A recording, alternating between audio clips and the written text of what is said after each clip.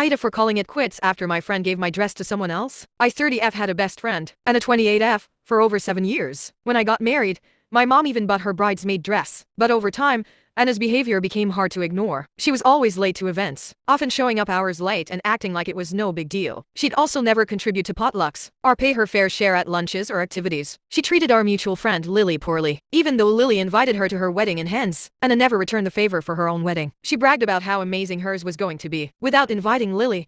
And when Lily's husband had a serious accident, Anna refused to reach out, saying it wasn't her responsibility because Lily hadn't told her directly. Anna also flacked on Lily's Hens weekend, promising to come and then bailing last minute, despite knowing she was never going to attend, leaving others to cover her $350 share of Airbnb, cruise, food, and decorations. When I asked her why she didn't just say so, she claimed that all the other girls at the Hens nights were awful anyways and could afford it. For Anna's wedding, I was supposed to be a bridesmaid. I bought a non-refundable dress with her, even though I was financially struggling, which I was very open about. A few weeks later, she said the other bridesmaids had picked different dresses, and mine wouldn't work anymore. I offered to buy a new one but needed her guidance, which she refused to give as I should just work it out. When I suggested reusing the dress my mom had bought her for my wedding, same size, color, length, she claimed she couldn't find it anymore. Eventually, I pulled out of the wedding due to financial stress and moving 4 hours away, so couldn't assist with all bridesmaid activities. When I told Anna, she asked if I was still being dramatic about the dress. I still attended her wedding as a guest, but when I saw her maid of honor wearing the exact dress my mom had bought Anna, the one she claimed she couldn't find, I was done. I held my tongue at the wedding, but when I tried to bring the subject up afterwards,